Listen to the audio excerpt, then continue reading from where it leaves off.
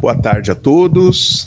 Vamos dar início à nossa última sessão do ano dos seminários de pesquisa clínica.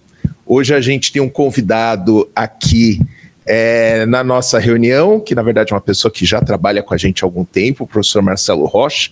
O professor Marcelo, ele é professor do curso de Estatística da Universidade Federal de São Paulo, e a gente convidou o professor Marcelo porque ele é especialista na análise de dados longitudinais e cada vez mais, principalmente dentro do ELSA, a gente está se aprofundando na análise desses dados, né? Esse tipo de análise é cada vez mais importante para nós. Então a gente pediu para o professor Marcelo uma apresentação sobre isso, já agradecê-lo pela presença aqui e da forma como a gente costuma fazer, após a apresentação a gente vai ter uma sessão de discussão também. Professor Marcelo, à vontade. Bem, pessoal, muito obrigado pelo convite. É um assunto realmente, está sendo, essa análise das longitudinais está ocorrendo com cada vez mais frequência na área da saúde, e eu acho isso bastante importante que aconteça. E eu quero agradecer novamente a todos aqui, tá? Desculpa o nervosismo, mas vamos lá. Então, o que eu vou apresentar aqui é uma visão geral para o caso de variáveis respostas contínuas, mas não é tudo sobre análise das longitudinais, tá? É só para chamar atenção para alguns detalhes específicos, tá? Então, o que são estudos longitudinais, né? Então, você tem um paciente que é avaliado ao longo do tempo, por exemplo, né? Então, em geral, nesses estudos, você tem uma variável resposta que é medida nesse paciente ao longo de alguns instantes de avaliação, e às vezes esses instantes são longos, tá? Por exemplo, pode ser dias, meses, anos.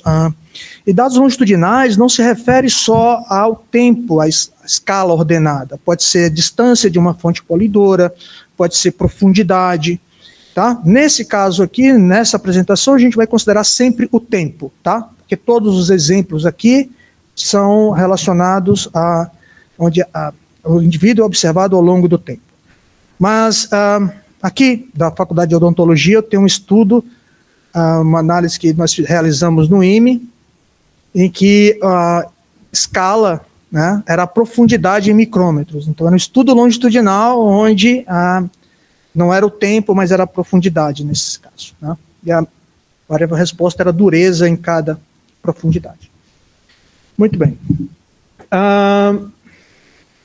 Eu posso ter uma ou mais variáveis respostas sendo medidas no mesmo indivíduo ao longo do tempo, tá? Eu posso também ter covariáveis, que podem ser dependentes do tempo ou independentes do tempo. Tá legal? Então eu vou começar de um exemplo muito simples, que esse é da Escola de Educação Física aqui da USP, tá? E o objetivo era o efeito de um programa de treinamento no desempenho de idosos relativamente a certas atividades físicas, controlando por gênero, tá? Então esse é um exemplo bem simples daquilo que nós aprendemos na graduação, no curso de estatística básica mesmo, tá? Nós aprendemos, o primeiro exemplo de estudos longitudinais é aquele pré-teste e pós-teste, teste T com medidas repetidas, tá legal? Nesse caso, tem um complicador, né? Nós temos um antes e depois, e nós temos o sexo, tá? Então, eu tenho os indivíduos, o treinamento antes e depois, o gênero, tá? E esses são os gráficos de perfis, perfis individuais como perfil médio. O perfil. É aqui. Essa linha vermelha é o perfil médio para o sexo feminino e a azul é o perfil médio para o sexo masculino, tá? O importante nesse caso é que nós conseguimos observar indivíduos com um comportamento bem discrepante dos demais, tá? Isso é uma medida descritiva, tá? Em geral, quando nós fazemos esse tipo de medida, de gráfico, a gente procura conhecer, junto com o pesquisador, qual a característica desse participante, dessa participante, tá? Para ela ter uma medida tão discrepante das demais. É muito comum dizer, mas todos têm variabilidade. Tem, se a gente olhar para cá, ó, eu tenho variabilidade. Eu tenho um indivíduo que começa aqui e depois sobe, ó. Tá certo? Mas esse comportamento é que chama atenção. E sempre que nós analisamos esses gráficos, esses comportamentos precisam ser, esses indivíduos precisam ser olhados com calma. Porque às vezes pode ser um erro de medida, às vezes, tá? Então, sempre nós olhamos e quando a gente tem estudos observacionais, isso pode acontecer, tá legal? Bem, o outro aqui é a avaliação isso aqui é um estudo realizado na Embrapa e nós queremos avaliar o peso de bezerros ao longo entre as semanas 12 e 26, após o nascimento, tá? Então, esses são os dados. Esse conjunto de dados, diferente do anterior, ele é completo. Ele foi completo e é balanceado em relação ao tempo. Todas as medidas foram observadas. O que diferencia do outro, mesmo sendo pré-teste e pós-teste, é que o outro eu não tinha observações, né? Se nós olharmos um pouquinho, nesse caso, eu tenho observações, mesmo no pré-teste e pós-teste, que não foi possível de ser obtida, que esse senhor não veio na primeira medida, mas ele veio na segunda. Já quando você olha para o estudo da Embrapa, nós temos todas as medidas dos bezerros ao longo do tempo, tá? Esse exemplo eu vou considerar ele numa análise posterior. E esses são os gráficos de perfis individuais, com o perfil médio. Então a gente pode observar aqui que uma característica dos dados longitudinais é que o indivíduo serve, a unidade observacional experimental serve como seu próprio controle, né? Eu consigo olhar, por meio também dos gráficos de perfis individuais com o perfil médio, a estrutura sistemática para a resposta média, e eu posso olhar que a variância, aparentemente, né, esse gráfico sugere que a variabilidade aumenta com o tempo, né? Nós temos aqui um início, uma variabilidade menor com relação aos demais, e esses perfis individuais, eles são razoavelmente paralelos, né, desses bezerros, tá certo? Muito bem. Esse aqui é outro, agora esse é do Laboratório Experimental de Poluição Atmosférica da Universidade de São Paulo, né? O objetivo era avaliar os efeitos de agentes oxidantes no sistema respiratório, tá? Ele foi analisado nesse trabalho e nesses trabalhos que nós consideramos, tá? A variável resposta é a velocidade do transporte mucoso ciliar relativa em milímetros por segundo, tá? Muito bem.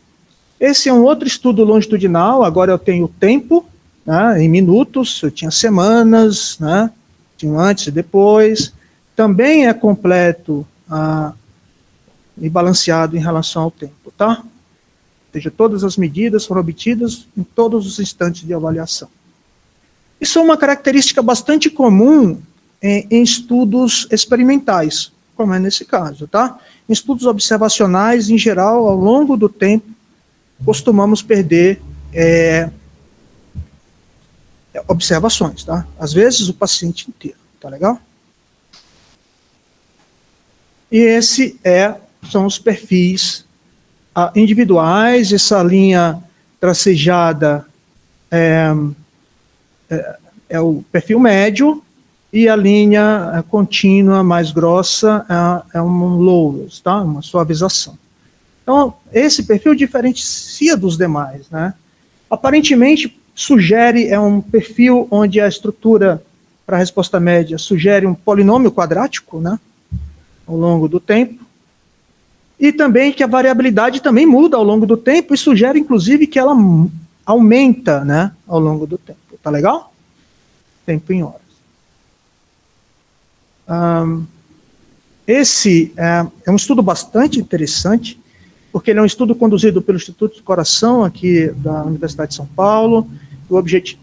Desculpa, barrei aqui. O objetivo era estimar uma curva de crescimento, a variável resposta era o diâmetro diastólico da aorta, medido ecocardiograficamente, por unidade de peso de 29 recém-nascidos pré-termos, classificados como adequados para a idade gestacional, e de 32 recém-nascidos classificados como pequenos para a idade gestacional. Esse é um estudo observacional, tá legal? Então, olha aqui como se comporta, né? Aqui eu tenho as unidades sobre investigação, né? As crianças, né?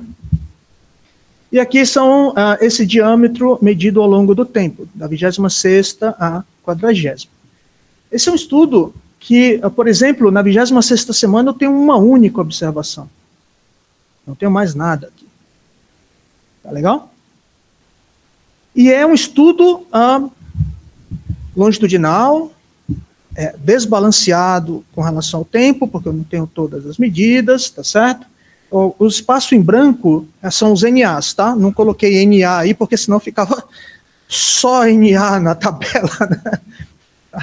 Então, e esse é para o SGA, é o pequeno para a idade gestacional. Esse conjunto de dados tem outras medidas, tá? Eu só peguei um exemplo para apresentar aqui para vocês. Aqui apresenta um desafio, né? Como analisar um conjunto de dados com tantas observações não disponíveis, né?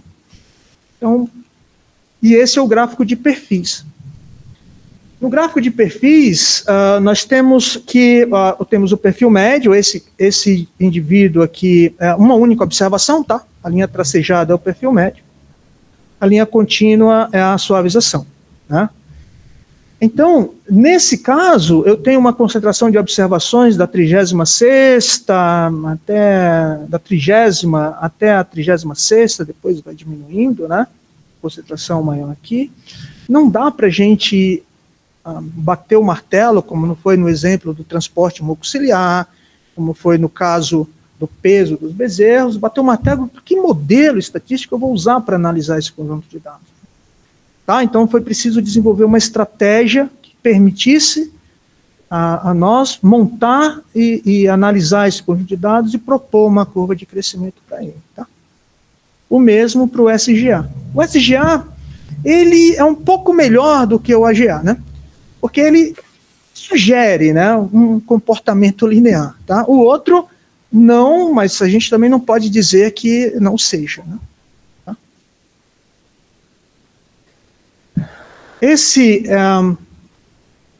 Lembra que eu falei que eu vou aumentando a complexidade dos estudos, né? Das análises, né? Esse também foi conduzido na Faculdade de Medicina, aqui da Universidade de São Paulo, e o objetivo era estimar o tempo desde a morte, o intervalo pós-morte, o PLMI. A variável resposta era a diferença entre as medidas de atenuação obtidas no segmento anterior do átrio direito e do segmento posterior do átrio esquerdo. A gente rotulou essa diferença por DIF-ARPL, tá? E o PMI, após o ajuste do modelo com essa variável resposta, o tempo era o PMI, tinha que ser uma função inversa para dar o tempo pós-mortem, tá? A concentração de hemácia no sistema vascular e da difusão do plasma nos tecidos após a morte, e uma coloração vermelho-púrpura, um fenômeno chamado hipóstasis, né? Isso aqui está no nosso artigo de 2019, e esse trabalho nós publicamos uma metodologia para a Revista Brasileira de Probabilidade Estatística, tá? The Journal Brazilian, agora no BJPS. Aqui está uma tabela, aqui não estão todos os dados, tá? Só para vocês terem uma ideia, o número de observações por indivíduo, 1, 4, 2, tá certo? O número de observações é muito pequeno, né? E fica claro para a gente ver, olha só, isso aqui é um perfil individual. tá? Esse é um perfil, esse é um perfil, esse é outro perfil. Para esse indivíduo 9 eu só tenho uma observação, tá legal? Para esse indivíduo 18 eu tenho mais observações, isso aqui é o PMI em horas, tá? Então esse é um estudo longitudinal, não balanceado com relação ao tempo, tá legal? Então cada indivíduo tem as suas medidas, e esse estudo, a diferença desse estudo para os estudos anteriores é que nos estudos anteriores o meu objetivo era estudar o comportamento médio, a curva de crescimento médio daquelas crianças. Eu estava interessado no tempo médio para calçar a meia no pé de preferência daqueles idosos.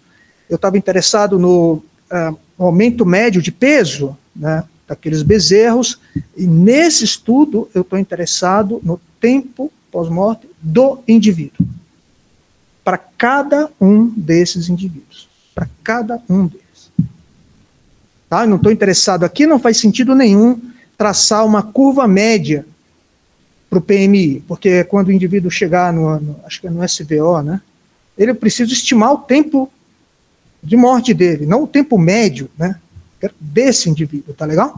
Baseado na medida. Então, aqui não faz sentido nenhum analisar o comportamento médio, tá? E foi um trabalho bastante interessante fazer essa análise. Muito bem. Essa foi um estudo realizado, esse foi um trabalho que nós analisamos no CEA, eu, Júlio, Antônio Carlos.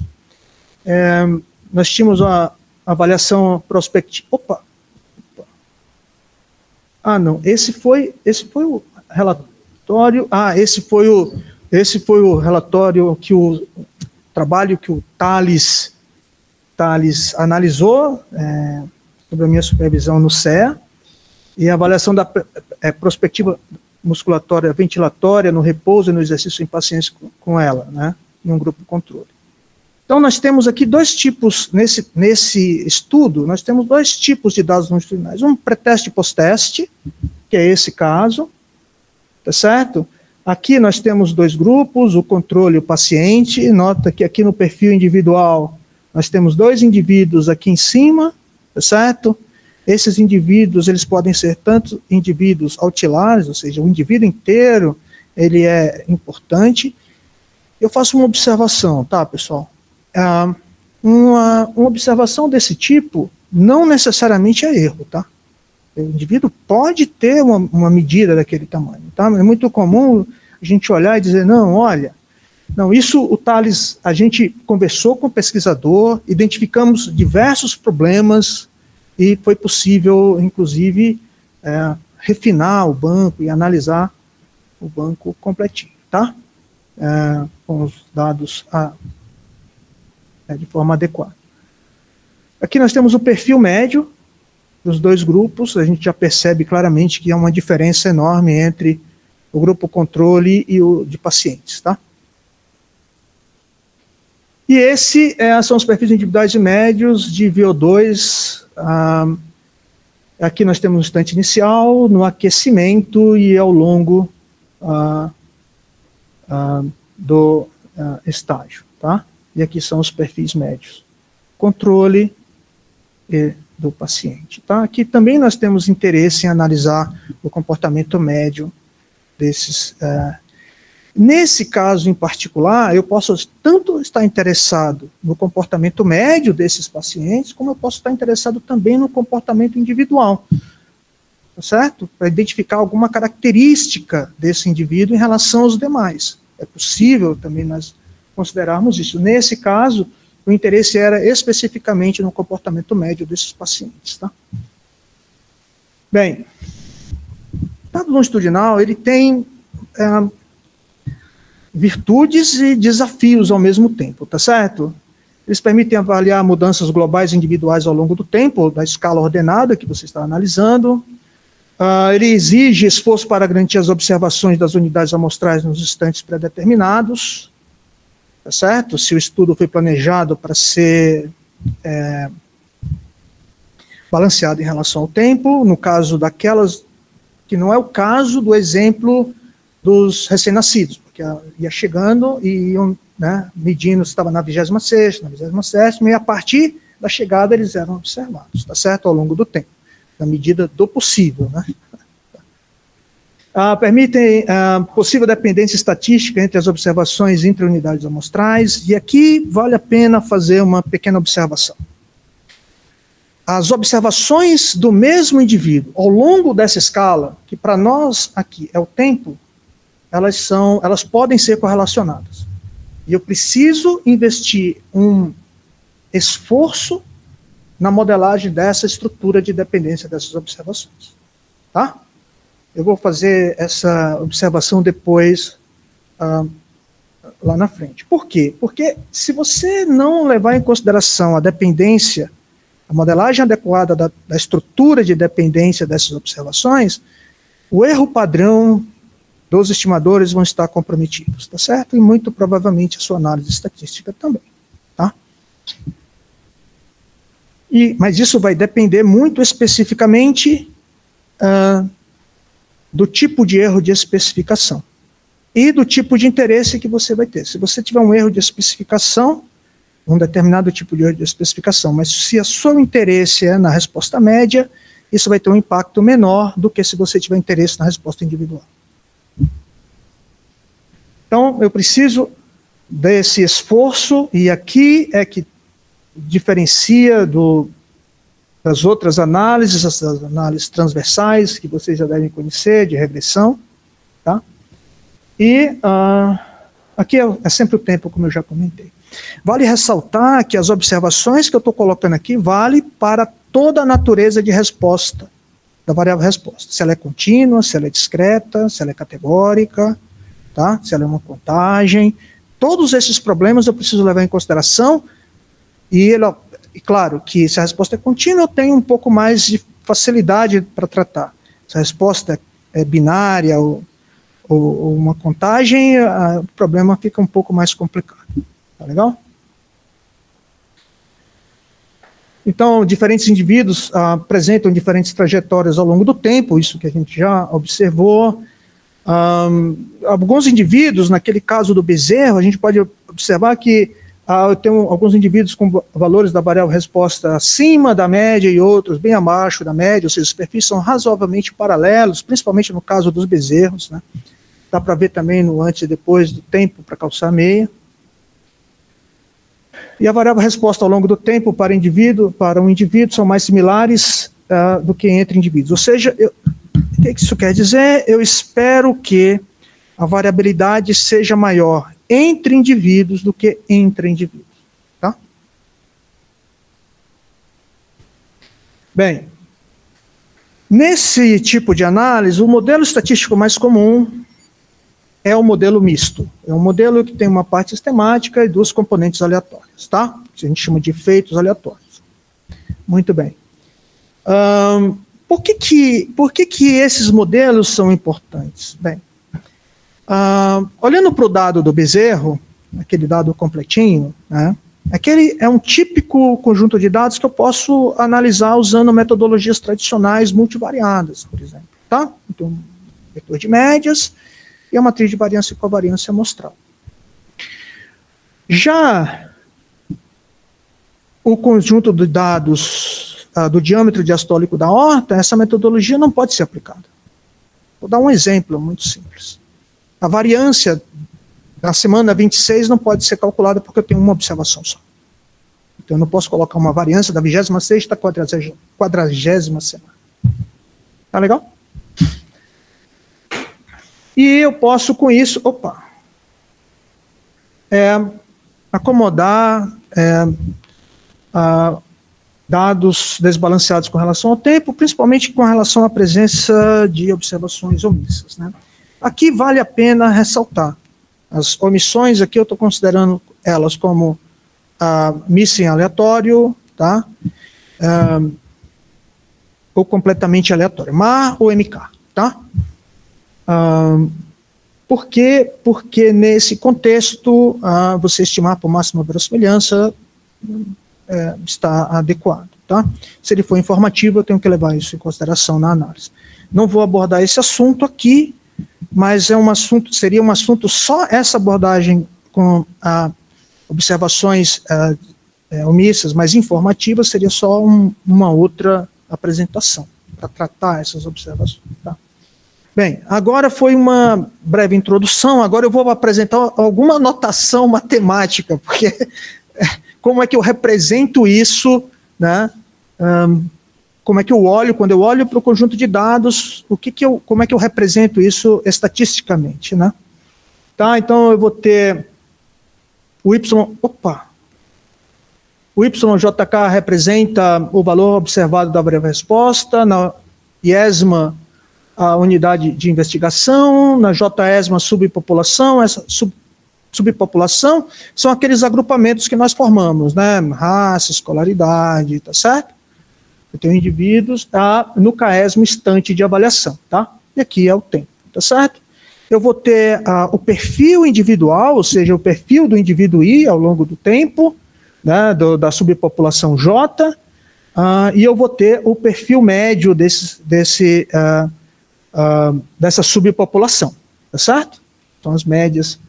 E eu vou ter a matriz de variância e covariância amostral, tá? Então, esse é um exemplo, eu vou usar sempre esse exemplo, porque é um exemplo mais simples para a gente entender, mais simples do que, por exemplo, de crescimento de tumor ou do tempo pós-morte. Tá? Essa é a matriz de variância e covariância do exemplo do crescimento de peso dos bezerros. A diagonal principal nós temos as variâncias. Se vocês olharem as variâncias, elas aumentam com o tempo. Mas, acima da diagonal principal, ao longo das semanas, nós temos as correlações. E se vocês olharem, essas correlações, elas diminuem. Tá certo? Isso sugere para nós uma correlação serial. Né? Isso é muito semelhante, né? Dados longitudinais, ele junta, né? Em cada tempo nós temos uma análise transversal, mas ao longo do tempo, para cada indivíduo, nós temos uma série temporal. Então, aqui eu vou fazer uma observação que todos os problemas, tanto de regressão quanto de séries temporais, a gente encontra aqui, tá? Mas nós temos o que nos beneficia é que nós temos várias séries. Então, isso permite analisar esses conjuntos de dados com um pouco mais de facilidade, em alguns casos, né? Isso quer dizer que a presença de isso sugere a presença de correlação serial. Um gráfico de dispersão múltiplo, né?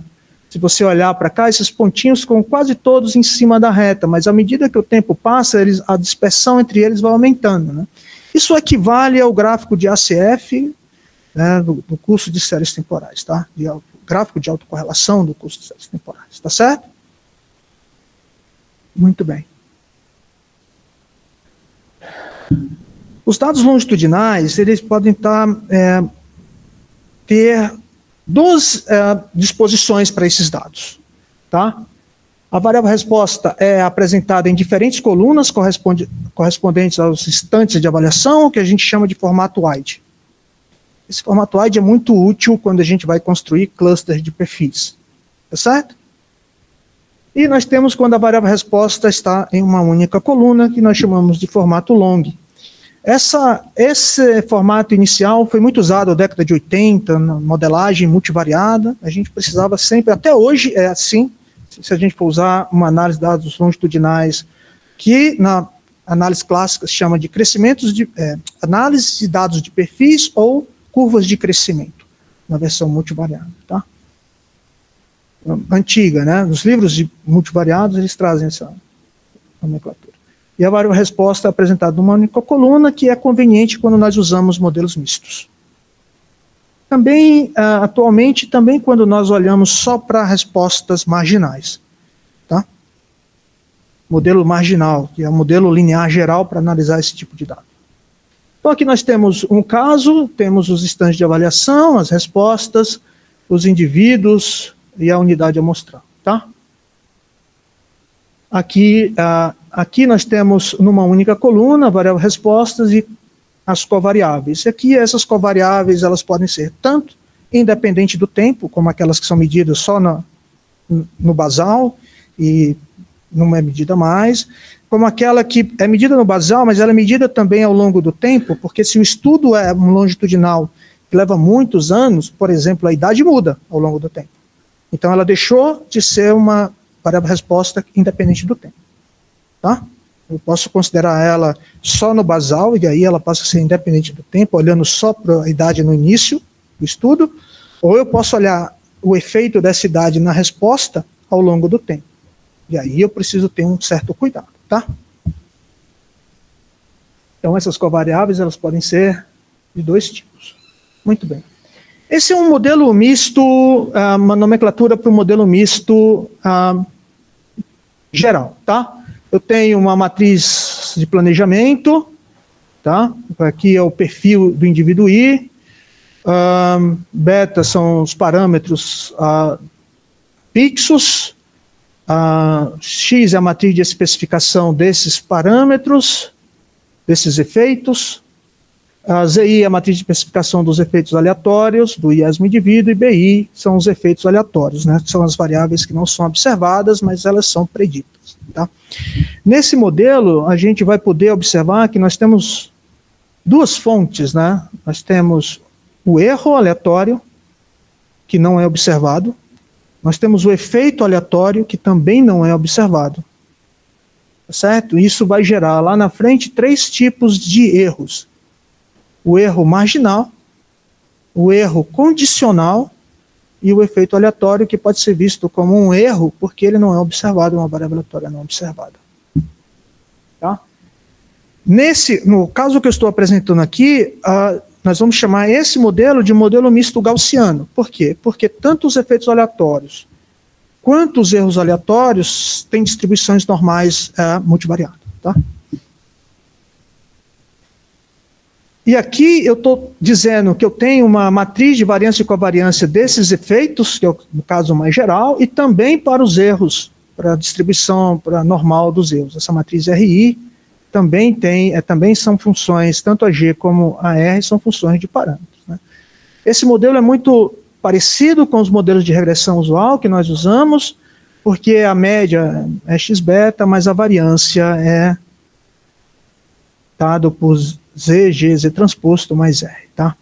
Isso aqui é a variabilidade entre indivíduos, isso aqui mede a variabilidade entre indivíduos, tá? Quando eu não tenho efeito aleatório, também é uma alternativa, eu não tenho esse termo, eu vou ter um erro com matriz RI. Isso quer dizer que tanto a variabilidade entre indivíduos como entre indivíduos, eu estou modelando tudo nessa R aqui, tá? Então, em geral, isso é conveniente quando você usa modelos multivariados com uma matriz de variância e covariância não estruturada, porque eu vou ter uma variância para cada tempo, e as covariâncias são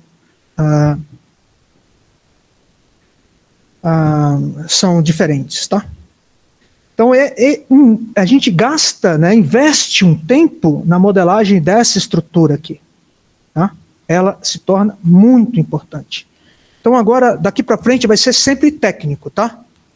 Não vai ser, não tem uma análise de um conjunto de dados específico, tá? Eu vou apresentar a teoria desse modelo, tá legal? Porque sem ela, eu não consigo fazer uma análise adequada. Bem, aqui é uma formulação mais geral, e aqui são as possíveis estruturas, algumas das possíveis estruturas de covariância que eu posso considerar uma análise de dados longitudinais, que é modelada por essa matriz de variância aqui. Ó. Eu vou obter aquelas estruturas modelando essas matrizes aqui, a R e a G, também determinadas pelo número de efeitos aleatórios, tá? Se eu tenho um efeito aleatório, se eu tenho 2 efeitos aleatórios, se a estrutura desse efeito aleatório é linear, é um polinômio de grau K, então, tudo isso interfere na modelagem dessas estruturas aqui. Essa estrutura, esse modelo para matriz de variância e covariância das observações do indivíduo I, ele é útil quando você não tem efeito aleatório, tá? Porque essa é a estrutura mais geral possível. Então, se você tem uma variância para cada tempo e as covariâncias são todas diferentes. Não funciona em todos os casos. Se você tiver missing, não vai funcionar. Se você tiver poucas observações num tempo, como no caso do diâmetro diastólico da aorta, que na 26ª semana eu só tenho uma observação, não vai funcionar. Não, você não vai conseguir estimar essa variância. Então, os modelos lineares gerais, aqueles que eu não considero efeito aleatório, um caso particular disso são os modelos de regressão com erros correlacionados ou modelos para análise de dados longitudinais de equações de estimação generalizada, são casos desse tipo, tá? Esse caso, eu tenho uma uniforme heterogênea, as variâncias mudam com o tempo, as correlações têm o mesmo ρ para todo mundo, a mesma correlação. Essa estrutura é facilmente obtida usando o modelo anterior. Você especifica uma variância para cada tempo e põe um efeito aleatório por exemplo, de indivíduo. Então você vai modelar uma matriz uniforme heterogênea, tá? Você vai ter uma variância para cada tempo, a mesma correlação. E essa covariância vai ser dada pelo componente de variância do efeito aleatório. Essa estrutura uniforme, que é a estrutura padrão dos modelos mistos, por inclusive alguns softwares, por exemplo, R, acho que o Julia, acho que Python quando faz, não tenho certeza do Stata. O SAS é muito flexível, tá? Mas essa estrutura é a estrutura padrão. Se você não coloca efeito aleatório, ele vai colocar o efeito aleatório de indivíduo e você vai obter exatamente essa estrutura. O que está me dizendo essa estrutura? Eu tenho que aquela matriz R, matriz de variância e covariância do erro aleatório, é uma matriz sigma 2 de identidade, e o efeito aleatório, eu só tenho um efeito aleatório de indivíduo. Esse caso aqui, essa é uma estrutura muito mais geral, porque essa covariância pode ser um número real. Quando eu ponho um efeito aleatório, eu restringo as classes dessas estruturas em que esse tal só pode ser positivo. Por quê?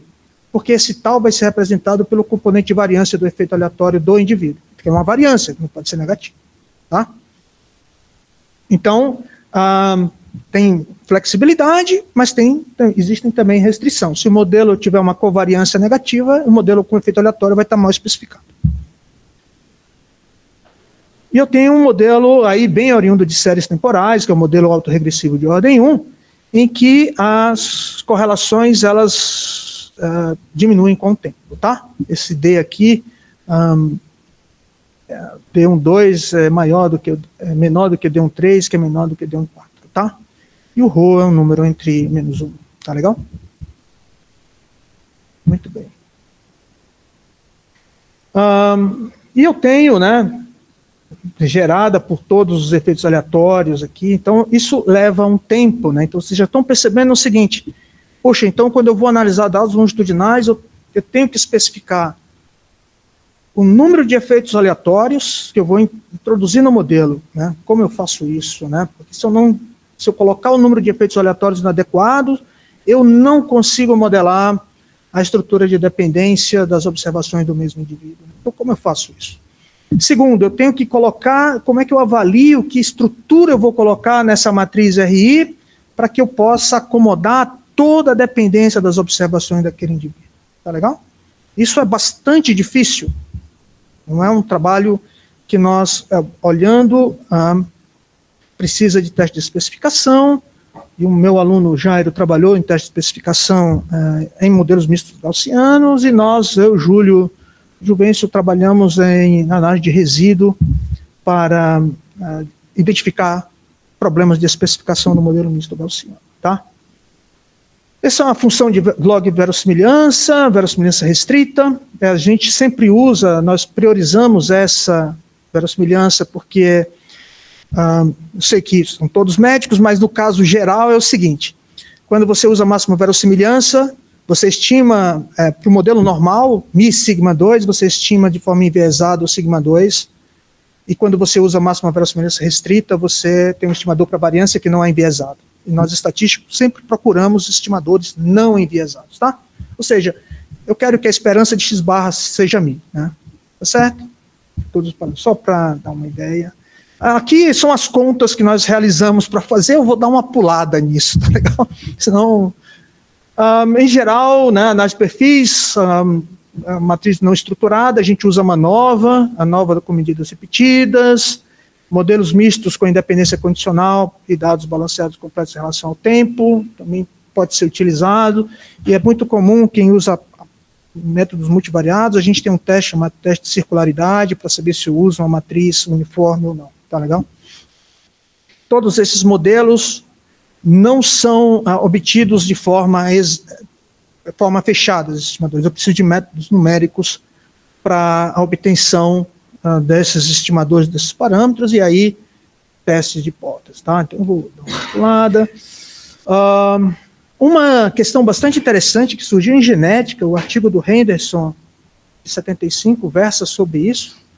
Uma vez que eu estimei os parâmetros do meu modelo, né, tanto da estrutura da resposta média, quanto os parâmetros da matriz de variância e covariância, né, dos efeitos aleatórios, do erro aleatório, uma questão importante para a gente é a predição dos efeitos aleatórios. Por que é uma questão importante? Porque com a predição dos efeitos aleatórios eu consigo predizer a curva individual de cada indivíduo, a curva de cada indivíduo. Sem eles eu não consigo ter, eu vou ter só a curva média.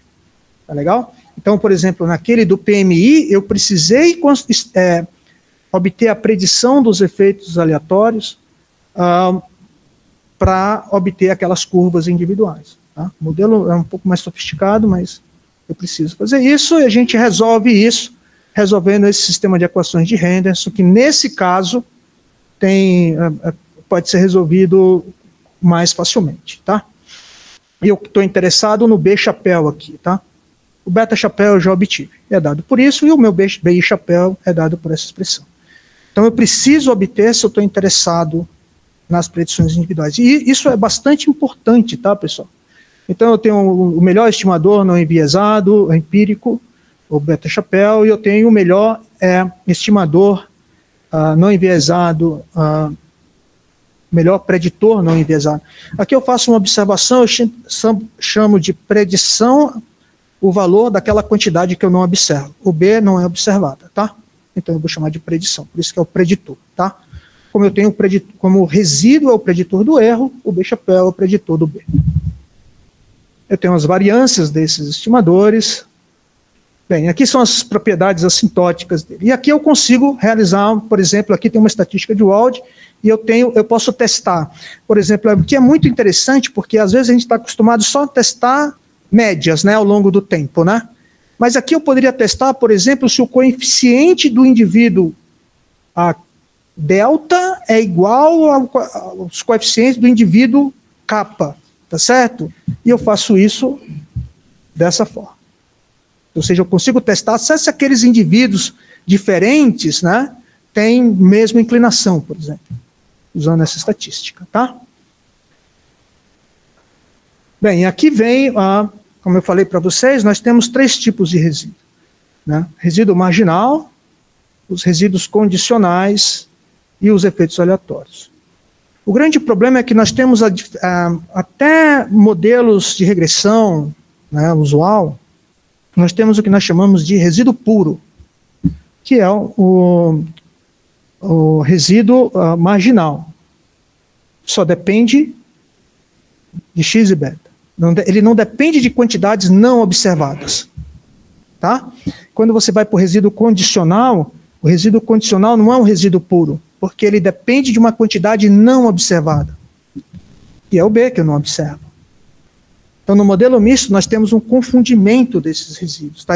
O resíduo condicional é confundido com o preditor aleatório, com os efeitos aleatórios. Tá? E aí eu vou ter tanto influência global, local. Né? Nesse caso, nós precisamos... Então, vamos lá, né? Isso aqui, essa linha é o perfil médio, essa linha estreita aqui é perfil individual. Então, nós temos a distância do individual, da curva, da reta individual até a reta média, nós temos o ZB chapéu. Nós temos da observação do indivíduo até a reta dele, né? Nós temos o resíduo condicional, e dele até a reta média nós temos resíduo marginal. Tá legal? Então nós temos essa variabilidade dentro que eu preciso levar em consideração.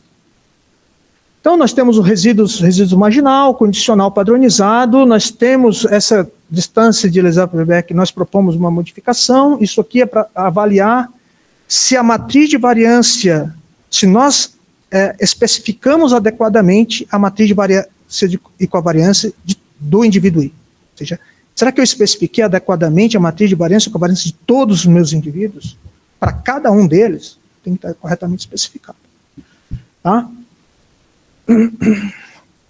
Esse é um dos primeiros gráficos que nós fazemos. Quando estudo longitudinal com mais de 3 pontos no tempo, em geral, nós usamos também o ACF, para ver se tem correlação serial. Então, uma boa indicação. A distância de Mahalanobis, para identificar algum indivíduo discrepante, é o indivíduo inteiro, tá? O perfil dele inteiro, tá? Minton, em 1995, se eu não me engano, ele propôs o resíduo minimamente confundido, ou seja, eu vou minimizar aquele confundimento no resíduo. Lembra que o resíduo condicional, ele é confundido, né, com os efeitos aleatórios. Então eu tenho que diminuir esse confundimento, tá? Então a gente sempre usa o resíduo minimamente confundido para avaliar esse modelo. E aqui nós temos essa aqui é só uma pequena amostra de tudo que existe, tá? Existe muito mais do que o que está escrito aqui. Então aqui eu separei, no R nós temos, tem muito mais do que isso, tá? LM4, a NLME, o GE, GPAC, a REV, a Robust LMM, tá? Mas também tem SAS, SPSS, Minitab, estatística, enfim, tem aqui eu só coloquei os livres, tá certo? Não coloquei os pagos, tá? Tem Stata, tem um monte de software aí que você... Tá? Mas cada um deles tem a sua característica, né? Eu vou só pontuar 2 delas.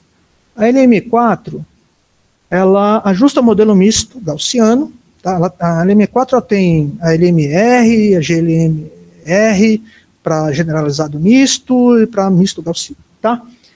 Mas ela está aqui, ó. Misto, não linear e generalizado. Mas ela faz só com efeito aleatório. Ou seja, aquela matriz R é sigma 2i. E o que isso significa? Significa que nós chamamos esses modelos de modelos com independência condicional. O que quer dizer isso? Quer dizer que condicionados aos efeitos aleatórios, as observações daquele indivíduo são independentes ao longo do tempo. É uma suposição muito forte, tá certo? Não é isso que eu encontro com frequência, tá? Em geral, sobra alguma coisa na R e eu preciso levar isso em consideração. Então, eu uso bastante a NLME, tá? Isso para modelos mistos, tá? A GLS é um modelo marginal. Ele não tem efeito aleatório, eu modelo tudo na R, tá? É adequado para algumas situações, não adequados em outras situações. Só que tem um detalhe. A interpretação para não linear, misto e generalizado misto, é que nós não temos a resposta média, né? Nós temos o que nós chamamos de resposta média para o indivíduo típico. Isso é toda uma discussão. Então, eu não posso fazer a mesma interpretação que eu faço de um modelo marginal. Tá legal? Com exceção se o modelo é linear ou não. Tá? Modelos não lineares, você não tem essa interpretação. Tá? Isso cabe... Só sobre isso é uma... Aí tem Julia, Python, enfim, tem um monte de pacote que faz isso, tá? O que é comum no Thales, na análise que o Thales fez, a gente usou análise de perfis e curvas de crescimento, se eu não me engano, né, Thales? A gente fez reta também, né?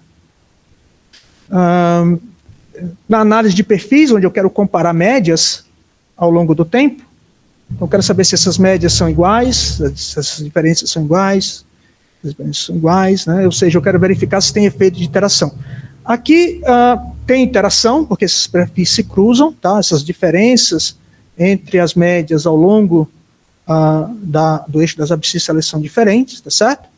Esse perfil, então aqui tem interação, aqui é o que nós chamamos de interação fraca, os perfis são razoavelmente paralelos. Em geral, nesse contexto, a interação não é significativa em geral, tá? Não estou dizendo que seja sempre. Mas aqui, os perfis são paralelos, aqui eu não tenho interação. Tá? Então, eu preciso de uma análise de perfis, testar isso. Então, aqui são as hipóteses que eu uso para testar. Tá? Aqui casos. Principalmente quando eu tenho dados incompletos, às vezes é mais conveniente usar curvas de crescimento, tá? Elas permitem comparações mais sensíveis, reduz o número de parâmetros, né? As predições, eu posso ter predição e previsão ao longo do tempo, e eu consigo adquirir crescimento, tenho mais informações sobre o processo. Então é um polinômio, eu escrevo a média, que aquele modelo era de médias, eu escrevo cada média como uma curva, então em vez de 20 parâmetros, eu vou ter 4 parâmetros, tá? Muito bem. Agora vem os exemplos. Um exemplo como a estrutura de covariância impacta a análise dos dados. Tá? Esse é um conjunto de dados que foi analisado em 78, está no livro do Beasley e está no livro do Longford. Em 80, o Beasley verificou que tem uma cauda muito pesada. Longford diminuiu essa cauda pesada e nós, no artigo de 2017, resolvemos a cauda pesada. Tá? Isso aqui é um conjunto de dados hedônico, é comum na literatura, está em todos os livros, e a ideia é quanto o indivíduo está disposto a pagar para morar num bairro onde o ar é mais puro, por exemplo, tem mais árvore, tá certo? Tem um monte de variáveis explicativas, mas o que eu quero mostrar para vocês é o seguinte, ó, isso aqui foi o gráfico do resíduo da primeira análise, feita em 78, olha o tamanho da cauda pesada aqui. O modelo usual não é adequado. Em 1990, o Longford propôs um efeito aleatório, um modelo simples, só com um efeito aleatório, e ele diminuiu bastante a cauda pesada, né? E nós, mas olha só, dos efeitos aleatórios, olha só. Não, o efeito aleatório não tem distribuição normal, tá legal? E nós... em 17, nós identificamos que algumas cidades tinham uma matriz R diferente das outras, tá? E nós também deixamos um efeito aleatório, mas modelamos essa RI como uma distribuição uniforme. Isso permitiu modelar uma correlação espacial, indiretamente uma correlação espacial, tá? Esses são os resíduos do nosso modelo, não há afastamento nenhum da suposição de normalidade, os efeitos aleatórios têm distribuição normal e a cauda pesada sumiu. Ou seja, esse modelo eu posso fazer inferência estatística. Tá? Aquele conjunto de dados do diâmetro diastólico da aorta, eu preciso fazer uma análise preliminar antes, que foi proposto por mim pelo Júlio em 2017, que era uma análise dos perfis individuais para identificar que tipo de polinômio eu vou considerar, porque eu não vou considerar um modelo de médias ali, certo? Então, para o grupo AGA, nós identificamos que eu tenho um coeficiente linear e angular, tanto fixo como aleatório, tá? E para o SGA, eu vou ter um coeficiente linear, angular e quadrático. Tá? São dois modelos diferentes para aqueles grupos. E aí eu passo a ajustar o modelo, eu tenho que fazer todo o processo de novo. Isso aqui é só para traçar o perfil médio. Não é nem a análise dos dados em si.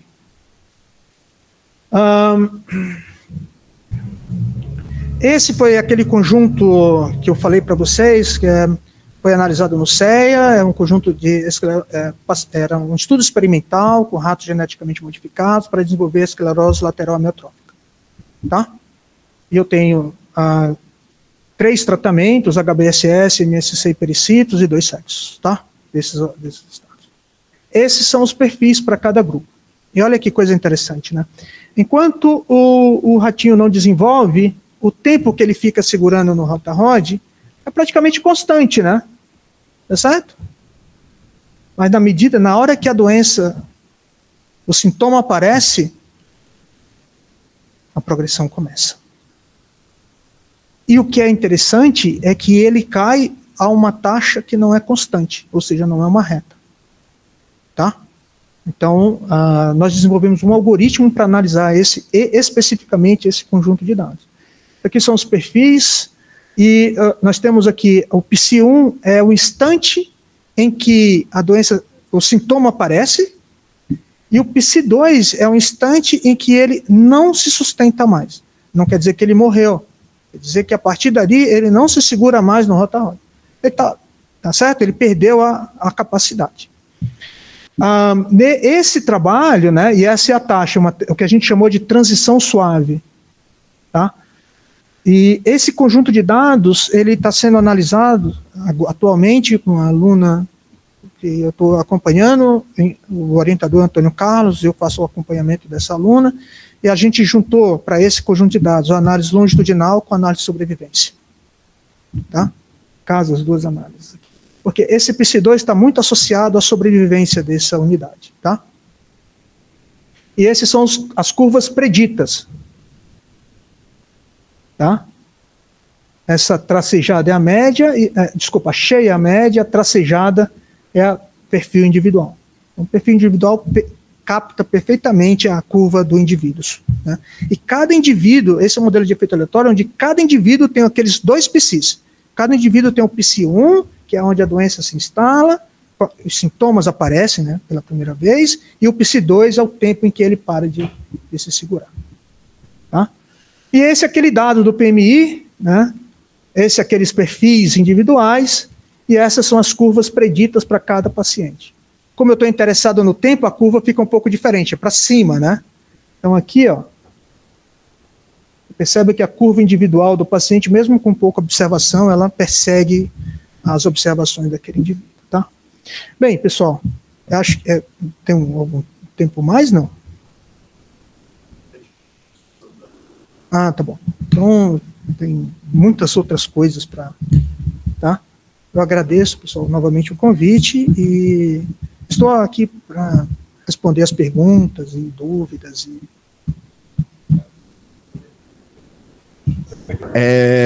Bom, fazer alguns comentários iniciais e depois a gente abre para as perguntas também, né? A gente tem algumas semanas conversado com o Marcelo depois de uma reunião que a gente fez aqui nos seminários de pesquisa clínica, em que o Lucas apresentou os dados sobre o score de saúde cardiovascular que ele vem estudando no doutorado, né? Isso tem dentro do ELSA, né? Isso tem mais ou menos um mês e pouquinho, né, Lucas? 2 meses. E se vocês se recordam daquela discussão, uma coisa que apareceu muito nítida para a gente e inesperada foi que aqueles dados não se comportavam como uma reta. Né? A gente começou a olhar a descrição dos dados, né, fazer análise descritiva. O que a gente esperava para o score de saúde cardiovascular no estudo observacional é que, como com a idade as pessoas vão tendo uma certa dificuldade a mais de fazer o controle dos fatores de risco, aparecem efeitos colaterais, o tratamento às vezes precisa ser alterado, a gente esperava que houvesse uma queda progressiva ao longo dos 8 primeiros anos do segmento para os participantes, né? Sabendo, lógico, que existiria variabilidade, que as pessoas respondem de forma diferente, mas a gente esperava que, na média, né, no perfil médio, como o Marcelo apresentou, que haveria uma queda mais ou menos linear. Era isso que a gente esperava. E lembrando também o que foi a discussão do Lucas, não foi isso que a gente viu que entre a primeira e a segunda onda havia uma melhora do score, e claro, uma vez vendo esses dados, existem razões para a gente pensar que isso poderia ter acontecido, né? E depois entre a segunda e a terceira onda não, teve essa evolução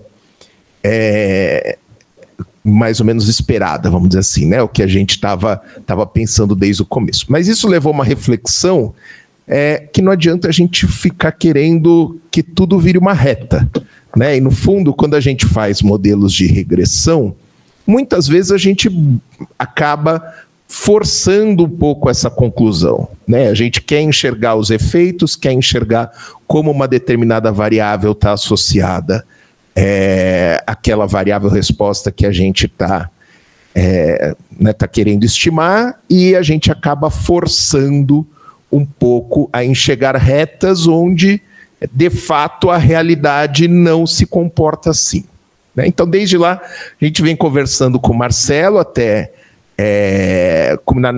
nessa reunião de hoje, e eu acho que o grande ponto aqui é a gente conseguir,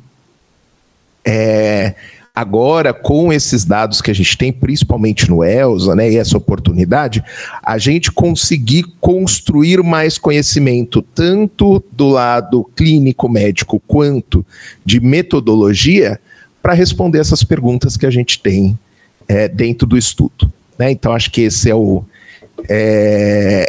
foi a partir daí que surgiu essa ideia que está culminando aqui com a apresentação de hoje.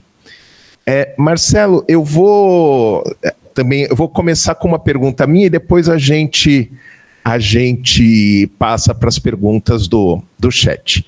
E aqui também, para quem quiser, também, obviamente, está aberto para perguntas. Você sabe, eu tenho um pouco o pé na matemática, né? Porque eu fiz a segunda graduação lá, então para mim não foi tão assustador. Para mim não foi tão assustador rever as matrizes e pegar os conceitos, e eu aproveitei bastante. Eu vou fazer um pouco aqui o papel do jornalista, né, de tentar também trazer um pouco dúvidas que são bastante comuns e que eu vou pedir para você dar a sua,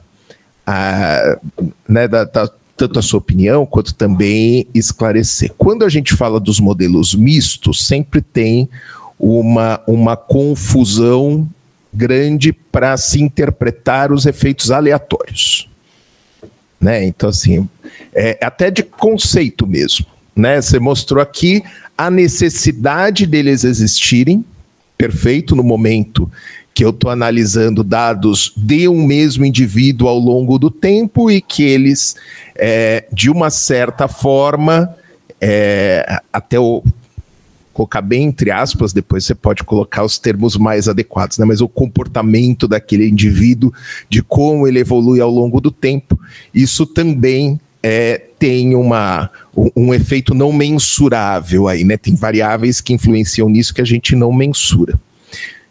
Mas como que a gente interpreta esse resultado, né? Tanto quando a gente está falando do ponto de vista do indivíduo, né? Quanto o efeito aleatório condicional, como você trouxe, ligado a variáveis que efetivamente você também está medindo, né? Então, no modelo misto, linear misto, tá? Que é o caso... No contexto do modelo linear misto, que é o caso comum, tá legal? Com a suposição que daquelas distribuições tem média zero, e eu fiz a predição, eu fiz a estimação dos efeitos fixos e eu fiz a predição dos efeitos aleatórios. Vamos admitir que, por exemplo, eu estou considerando que é uma reta para cada indivíduo, tá certo? O modelo linear é uma reta para cada indivíduo, tá? Como é que eu interpreto, né? Eu vou ter de forma similar ao que você interpreta no modelo de regressão usual com uma reta.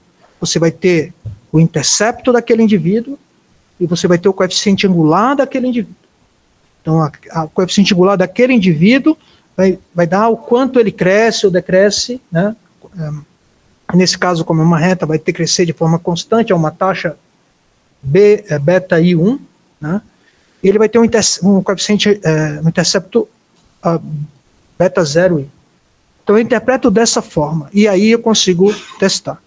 Agora, quando você vai para os modelos lineares generalizados, ou para os modelos não lineares, aí a interpretação fica mais difícil, tá certo? Aí vai depender muito do modelo, tá? Não é trivial. Para o caso linear, tudo certo.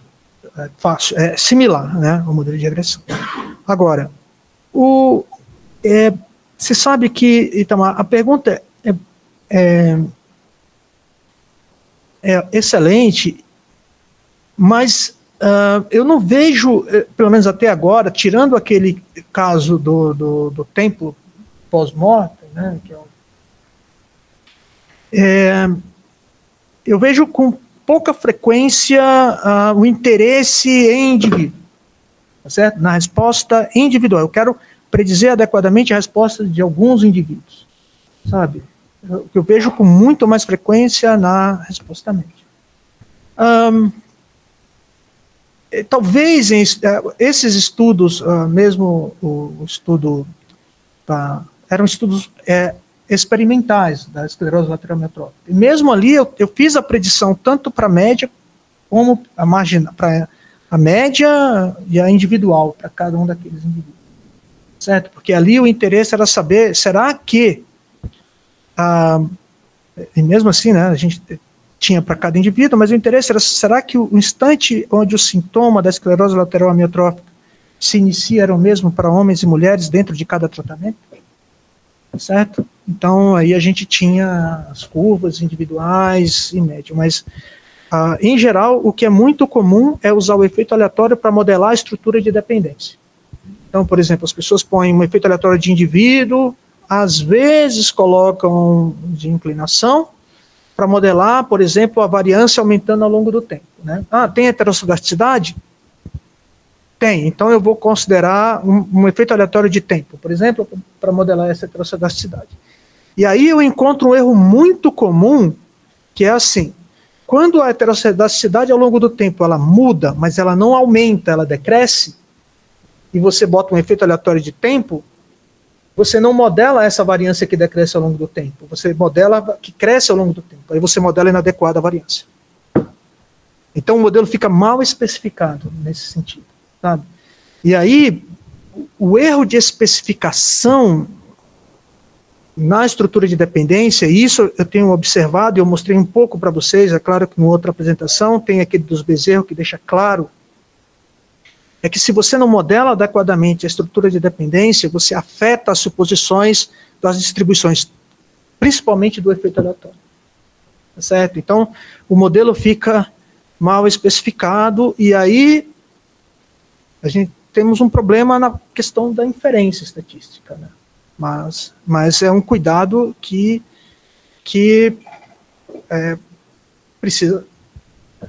os pesquisadores precisam levar isso em consideração.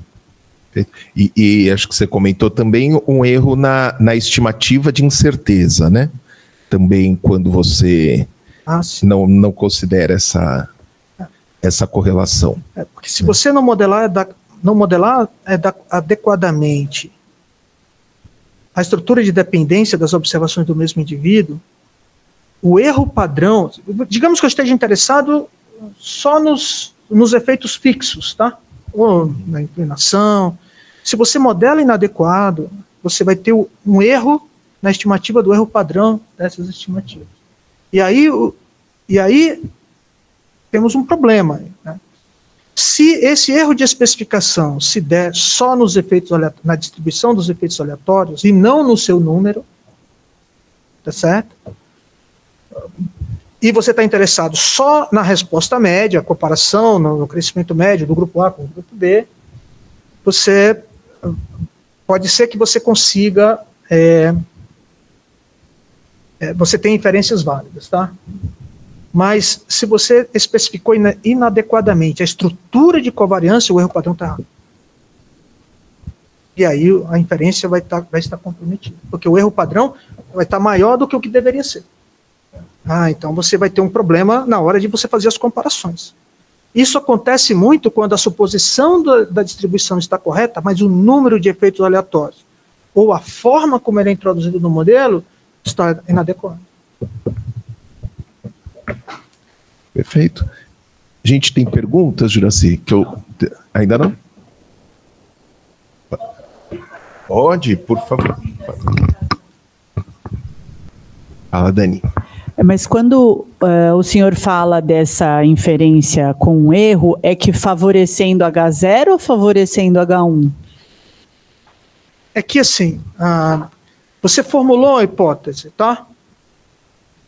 Mas quando você vai realizar o teste, você vai usar a estimativa do erro padrão, concorda comigo? É essa estimativa do erro padrão que está errada. Então ela pode estar maior do que o que deveria estar. Então você está inflacionando a variância. Então a conclusão do teste vai estar comprometida. Certo? Porque a variância está maior. Só por isso. É como se você...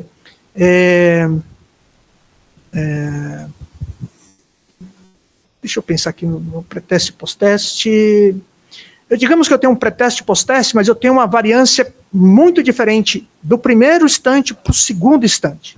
Certo? Muito diferente mesmo. E eu digo que essa variância é igual quando eu vou realizar o teste. Aí eu vou calcular uma variância que ela vai ficar muito grande porque uma é muito maior do que a outra. Então a comparação dessas médias fica comprometida. E aí pode chegar à conclusão errada, sabe? Então assim, modelar a estrutura de dependência, na verdade, para ser mais preciso, para que eu possa realizar a inferência de forma adequada, eu preciso que pelo menos 6 condições estejam adequadas. Eu não tenho autocorrelação, a estrutura de covariância de cada indivíduo está ok, isso a gente modela, e o Thales viu que mesmo no caso mais simples, que era aquele, a gente às vezes tinha que colocar uma variância diferente para um grupo, um cluster de indivíduos que tem variância diferente em relação aos demais. E isso acomoda. A distribuição dos efeitos aleatórios tem que estar de acordo com a suposição, e nesses casos, quando a gente modela adequadamente a estrutura de covariância, a distribuição está ok. Né? Os resíduos minimamente confundidos seguem distribuição normal. Condicional minimamente confundido. Se você tiver essas 6 condições, tua inferência vai estar garantida e você pode fazer com segurança. Se uma dessas suposições falhar, ela pode falhar por vários motivos, tá? Por exemplo, a minha aluna tinha um problema de cicatrização. E o problema de cicatrização, a resposta não pode ser negativa, né? Tem que ser positiva, né? Era o diâmetro, na verdade era um estudo antigo, foi publicado numa revista de oftalmologia, foi até difícil encontrar o artigo. Eu tenho os dados, mas não tinha um artigo. E era assim, era coelhos, né, na época, era 1980, e tinha úlceras no olho esquerdo e no olho direito. Né, e era medida o diâmetro dessa úlcera, avaliado ao longo do tempo. Então essa úlcera, e a suposição é que a úlcera vai cicatrizar, ou seja, não existia a possibilidade, em algum momento essa úlcera começar a aumentar, né, certo? Ela vai cicatrizar. Né?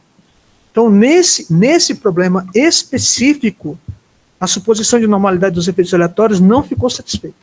Então, a Tuane, ela propôs um modelo em que a distribuição dos efeitos aleatórios vinha de uma gama. Então, a gente tinha uma cauda, você tinha todo mundo, bem parecido com uma gama, né? A gama, ela começa aqui, tem uma cauda à direita. Então, assim, tem situações assim, mas depende muito da natureza do problema. Tá?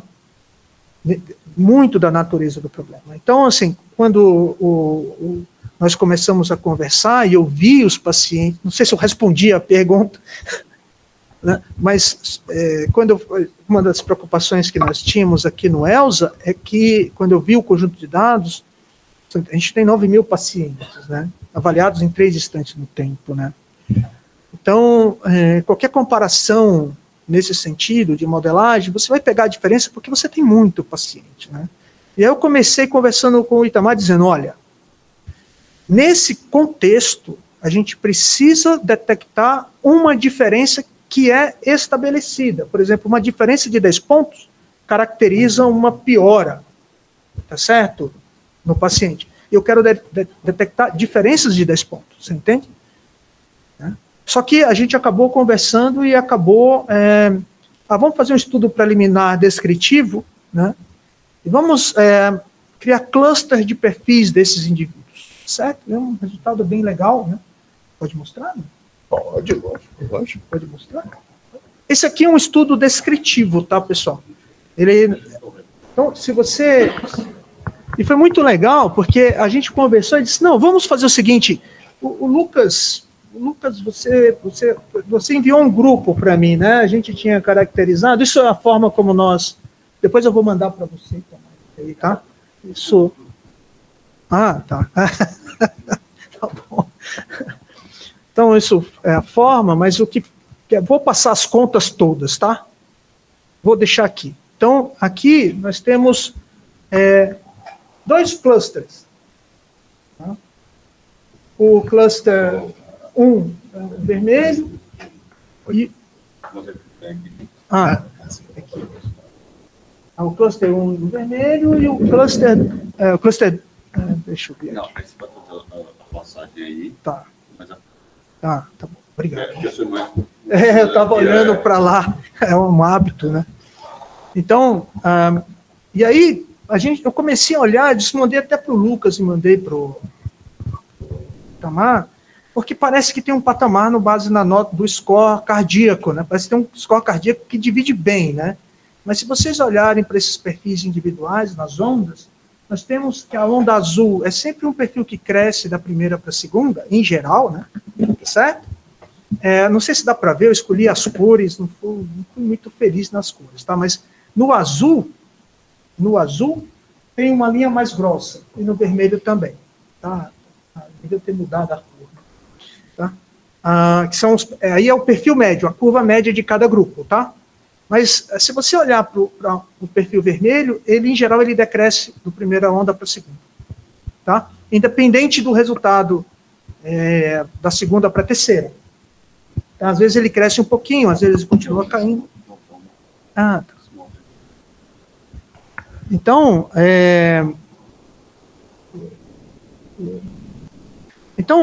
esse é um tipo de análise que também pode ser feito em conjunto de dados longitudinais, que você tem muita gente.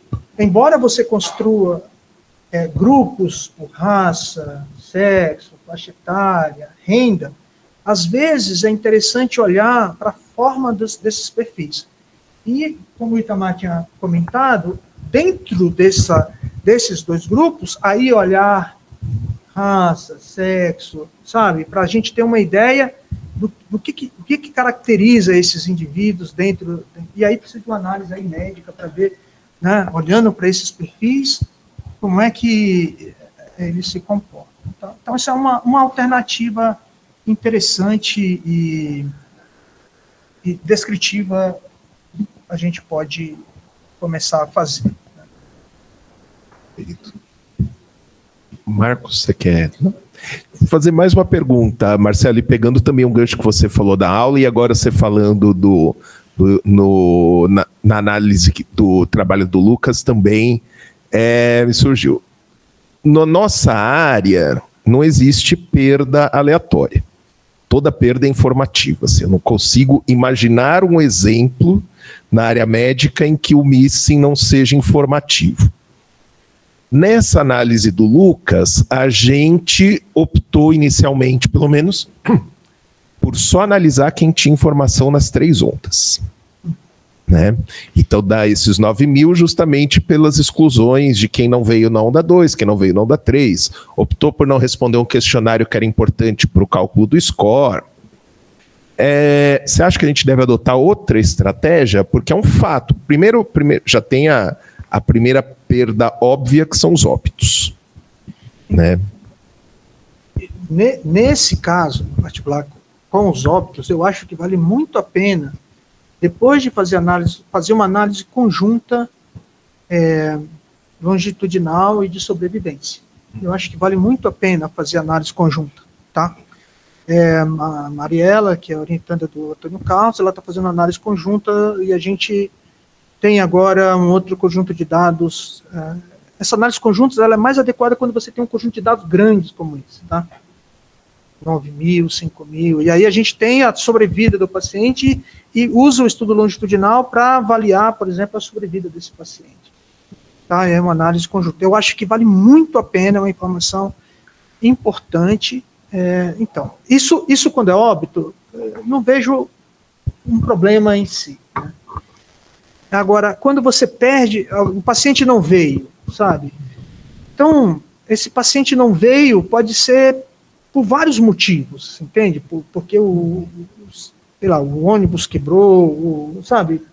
Fica muito difícil caracterizar. Aí teria que pegar um grupo desses pacientes que não vieram, né? Os que morreram a gente já sabe, né? Então, mas os que não vieram é que precisa pegar um estudo, estudar as causas e para modelar adequadamente. Aí talvez tenha que modelar mesmo, colocar uma distribuição pessimissimíssima. Tá? Porque mesmo os que não vieram, geralmente você tem determinantes para eles não virem, né? Assim, você tem características, então as pessoas de maior idade, numa frequência maior, não vêm, porque começa a ter dificuldade para deambular, até para responder um determinado questionário, né? Às vezes você não consegue chegar até o final. Então, eu não tenho muita dúvida de que são diferentes. Assim, as pessoas que não têm informação, elas são diferentes, e acho que isso também a gente tem que levar em consideração. Sim. Nessa análise. E o número delas, né? Quantas dessas pessoas são das pessoas que estão vivas, tá? Não das pessoas que já morreram. A gente tem 1.100 que faleceram, né, Marcos? 1.200. 1.200 dos 15 mil. E isso é interessante, porque você tem o tempo de vida delas, né? Tem, e causa de óbito também. Com o detalhe de que 1.200 seria na onda 4, e na onda 3, então o número vai ser bem menor. Eu até ia perguntar isso, colocando em sobrevivência aí, a quantidade de pessoas que foi até o evento, no caso o óbito, seria muito menor comparado ao total. Mas eu acho que é possível sim fazer essa análise e levar em consideração, por exemplo, na segunda onda, na terceira onda, né, você vai ter óbitos na segunda, na terceira, na quarta, né, porque aí você conhece o tempo de vida delas dentro do ELS. Aí modelar conjuntamente isso eu acho bem adequado. Tá? Eu já estava pensando exatamente na censura, né? Porque você vai ter uma quantidade pequena que atingiu o evento, se for considerado nas outras ondas, vai diminuir mais ainda, e a censura vai ser um número muito grande, porque os nossos participantes eles são mais novos, né? Então tem isso também. Até atingir o óbito, demorou bastante. Então. E nesse caso das perdas que o professor estava falando, tem uma certa informação, mas eu não sei se seria uma informação tão importante com exceção da idade para determinar você colocar isso no modelo. Porque para você ter uma informação mais forte para dizer, a minha perda é informativa e não informativa. Não sei se tem tanta informação. Você sabe que uma alternativa para a gente conhecer esse efeito, como vocês têm muitos pacientes, tá? Vamos lá. Assim, eu estou muito feliz em trabalhar com um conjunto de dados que tem muita gente, tá certo? Porque, por exemplo, eu estava falando com o Thales, doenças raras, por exemplo, que é um evento raro, o número de pacientes é menor.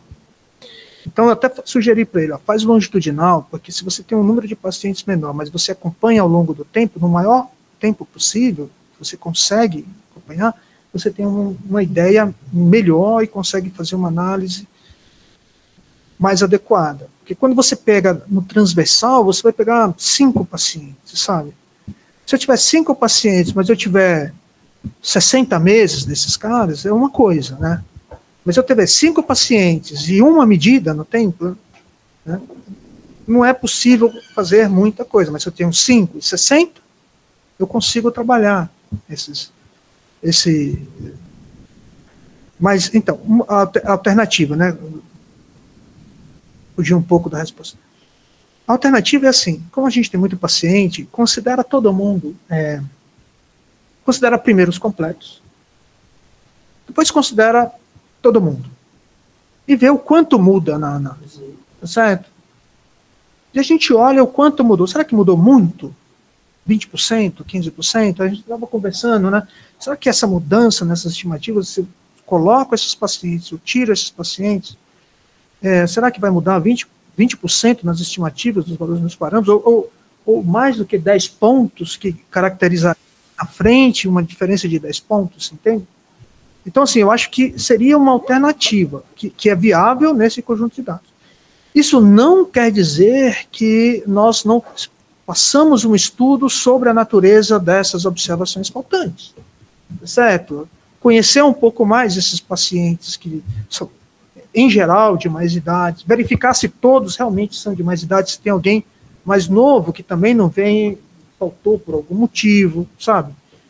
Então, assim, e isso, olha, dado longitudinal, em estudo observacional, você vai ter uma perda aí de pelo menos, no mínimo, de 10% dos... Eu estou falando perda, o paciente não vem mais, tá? Não é porque ele não vem mais, tá? Então, eu acho que é legal ver o percentual desses pacientes. Sim. Professora Gisela levantou a mão. Oi, Gi, pode falar. Oi, vocês estão me ouvindo? Estamos sim. Eu só queria falar um pouquinho sobre a parte do... e talvez... não sei se eu concordo tanto com o Marcelo. Quando a gente tem a sobrevida e tem muita censura... mesmo quando a gente olha os completos, eu acho que é sempre uma alternativa olhar os completos e os que são incompletos, mas dos dados que eu já analisei, que você tem o dado longitudinal e você tem o evento de sobrevida, o óbito, tem uma ferramenta descritiva que não é lá tão boa, mas é a melhor que tem, para a gente ver o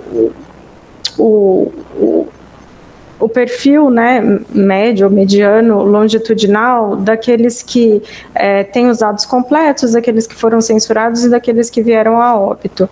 E é muito comum, por exemplo, eu tenho um trabalho que eu fiz com qualidade de vida de pacientes internados em UTI. E o que acontece é que se você faz o perfil mediano ou médio ao longo do tempo e você vai vendo, parece que a qualidade de vida vai aumentando com o tempo. O que não é verdade, porque o que acontece é que as pessoas que estão pior estão indo a óbito, então você está excluindo e o perfil está aumentando. Então é muito complicado a gente fazer essa análise. Então, assim, quando a gente tem sobrevida e a saída do estudo é por conta da sobrevida, é realmente uma situação bem complicada e que, em geral, está associado. Então, possivelmente as pessoas que estão vindo a óbito estão numa situação pior. Então, é a situação mais difícil. Eu acho que o Marcelo tem razão de fazer o modelo conjunto, acho que é o mais adequado, porque tem que ir junto, mas no caso que tem óbito, fazer uma análise só com os completos, eu acho que talvez não seja a melhor alternativa. Legal. Eu lembro de algumas análises até que a gente participou, mas é que eu não sei se nessa a gente conseguiria fazer algo assim, né? Mas que eram para modelos de sobrevida. No próprio estudo do Carlos, o Carlos está aqui também hoje acompanhando, a Gisela participou desse estudo e fazer a modelagem considerando aqueles que não vieram ou que não responderam como um grupo, né, Gi? Apesar que aqui eu não sei se a gente não tiver informação nenhuma deles sobre o score, eu acho que é difícil mesmo a gente conseguir juntar. Embora, agora eu estou lembrando, e o Marcos que fez essa variável, talvez ele até consiga dizer o quanto que isso é razoável. As métricas no score também é razoável que elas sejam algo correlacionadas, né? Assim, elas individualmente, porque são 8 critérios, né? Então tem dieta, atividade física, pressão arterial, glicemia, e a gente também está considerando como, entre aspas, perda, né? Ou não está nesse banco que o Lucas está analisando, aqueles em que faltou uma das métricas, né? Então, por exemplo, assim, puxa, deu errado, sei lá, o exame de colesterol, né? Então aí não tem uma das 8, a gente a princípio tirou. Então esses 9.900 tem todas as informações. Mas talvez a gente tenha informação de gente que não está lá, se forem esses casos. A pessoa veio e teve 1, 2 métricas que não foram calculadas, né? Mas a gente tem informação das outras. Talvez seja razoável tentar pelas outras estimar quanto que seria o score daquela pessoa, né? Era isso que eu ia falar agora. Quando a gente calcula as métricas, tinha exatamente isso. A métrica é uma média das 8. Só que não deixava 100% claro que você precisava ter as 8. Então o que a gente fez? A gente calculou uma que obrigatoriamente tinha os 8 valores, as 8 métricas, e calculou a média. E a gente calculou uma média de quantas métricas ele tinha. Se ele tivesse 4 métricas, era uma média de 4. Se tivesse 5, 6, e a gente fez isso. Aí obrigatoriamente a quantidade de pessoas tem mais. Então a gente tem essas duas variáveis. Essa que vocês estão utilizando, que tem as 8 métricas, e uma outra que pelo menos uma métrica não tem. Isso. É que aí a gente fez só a média simples das existentes, né, Marcos? Talvez dê pra gente ir um passo além, é tentar estimar quanto seria a métrica que está faltando. Né? Então, a pessoa tem hipertensão, tem diabetes, já muda a probabilidade, e se ela controla ou não, que basicamente o score ele vê isso, né? Se a pessoa não controla a hipertensão, ele tem uma probabilidade maior de ter diabetes e tem uma probabilidade maior de não controlar. Né? Então, nesse sentido, elas estão correlacionadas. Porque, né, faz parte do perfil daquela pessoa. Talvez ela não está em acompanhamento médico. Lógico que não deixa de ser uma extrapolação, né? A gente estaria imputando alguns valores, mas alguma informação sobre essas pessoas que hoje estão excluídas, de fato a gente tem. Não é uma perda completa para todo mundo. A gente precisaria ver quantos caem nessa situação, né? Isso, aquele que faltou totalmente na onda, aí embora com 4 pontos, aí eu vou deixar como pergunta para o Marcelo. Se tiver 4 pontos, onda 1, 2, 3 e 4, a pessoa faltou na onda 2, mas a gente tem o restante, você acha que vale a pena a gente explorar também esses... Você está me perguntando se é possível interpolar aquela observação que ela não tem usando os outros 3, né? Olha, possível. É bem possível. Mas assim... Mas é preciso analisar com calma, tá certo? Por exemplo, se você está faltando uma observação, seja 2, seja 3, você consegue olhar o comportamento do indivíduo, é possível que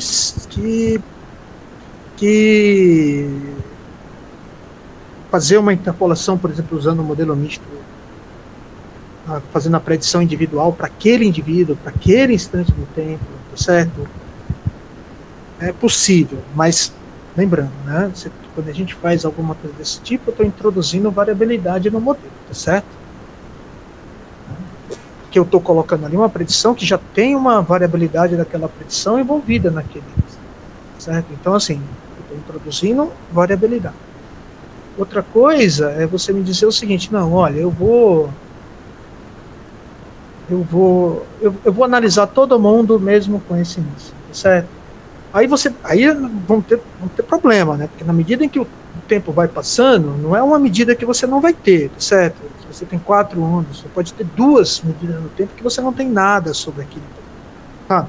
Ele não veio na onda 2, e não veio na onda 3, e veio na onda 4, por exemplo. Ou então ele veio só na onda 1, nem veio na onda 2, nem veio na onda 3, nem veio na onda 4. Entende? Então, talvez aí eu faria o seguinte, né? Faria uma ideia parecida com o que nós fizemos naquele exemplo lá dos diâmetros diastólicos da órbita, né? O que foi feito ali? Nós especificamos uma estrutura para a resposta, identificamos os efeitos que iam entrar, consideramos aqueles efeitos, né, fixos e aleatórios, e em seguida nós ajustamos o modelo, fizemos análise de resíduo para ver se o modelo estava bem especificado, e só depois a gente pode fazer uma predição para aquele indivíduo e ver como é que fica. Entendeu? Então, assim, tem um trabalho anterior, né? Se ele ficar bom, né, se o modelo ficar adequado e as predições ficarem adequadas, aí, em geral, como eu mostrei para vocês, mesmo aquele caso lá, o modelo era dado longitudinal, não balanceado em relação ao tempo, e eu tinha poucas medidas, que era o intervalo pós-mortem, as curvas individuais, elas em geral, quando o modelo está bem especificado, elas perseguem a resposta do indivíduo, certo? Então, é possível fazer, mas precisa todo esse tratamento antes, né? Legal. Oi, Gi, pode falar. É uma pergunta rápida para o Marcelo. Marcelo, quando a gente está avaliando, estudando o dado do longitudinal, quando é desbalanceado e a variável resposta, né, longitudinal, precisa fazer a interpolação ou eu posso... É muito difícil trabalhar com dado muito desbalanceado, o paciente que tem 2, daria para fazer? Tranquilamente, Gisela. É só porque quando eu posso fazer ele desbalanceado e fazer a curva predita dele. E tudo bem, com as observações que ele tem. Em geral vai dar certo. Quando o modelo está bem especificado. Aí a curva persegue, e aí eu posso ter sim aquela observação que ele não tem. Certo? E aí eu posso checar, por exemplo, se faz sentido aquele valor para aquele paciente. Aí é um refinamento, né? Certo? Eu posso trabalhar com os dados desbalanceados e depois refinar a análise olhando para esses detalhes que a gente não tinha olhado antes. Então, quando a gente está pensando no ELSA, se o paciente não veio em uma onda ou alguma coisa, isso não seria um grande problema do ponto de vista do dado longitudinal. Sim. Eu acho que é um problema quando ele vem a óbito, né? Aí sim, aí é informativo, mas... Entendi. Que aí é legal, porque eu estou aprendendo a fazer isso agora, tá? Gata. A análise conjunta eu nunca tinha feito. É muito difícil, é muito difícil. Mas é muito interessante também, né? Assim, e esse detalhe eu não sabia, né? E a Gisela levantou uma questão importante, né? Na medida em que muita gente vai a óbito, você pode até enviesar, né? A análise, né? Então, isso precisa ser levado em bastante cuidado, essas análises. Tá? São complicadas, e todo modelo muito complicado, toda simplificação é preciso ser olhado com muita cautela, tá certo? Porque eu tenho uma preocupação, né? Eu acho que quando escrevemos um trabalho científico e publicamos esse trabalho, nós esperamos que ele seja replicado em algum lugar, né? E esperamos que as respostas, que o modelo seja o mais adequado e que as respostas sejam, né, os resultados sejam possíveis de ser verificados em outros lugares. Então, modelos muito complicados, isso fica muito difícil, tá? Em geral, né? Legal, muito bom. Tem alguma pergunta, Juraci? Não? Ah, legal. Só os agradecimentos. Mais alguma pergunta? Não? Então, o Lucas quer apresentar um? Lucas, eu acho, talvez não, porque, e talvez o pessoal lembre, porque não faz tanto tempo também. Mas perfeito, acho que como o Marcelo falou, né, assim, é bastante difícil, né, acho que em especial porque tem muitas escolhas e muitas formas diferentes de fazer análise desses dados, mas também uma oportunidade, né? Então eu acho que vai dar bastante trabalho, mas eu acho que realmente a gente tem um material muito bom para trabalhar e produzir tanto, como eu comentei com o Marcelo, né? Tanto para responder perguntas clínicas, que é, vamos dizer assim, o objetivo primário do ELSA, mas também perguntas metodológicas, né? Até a gente testar essas várias escolhas, ver como elas se comportam e como elas se ajustam melhor a cada cenário. Muito bom, então agradecer novamente o Marcelo. Marcelo, muito obrigado pela apresentação e pela discussão.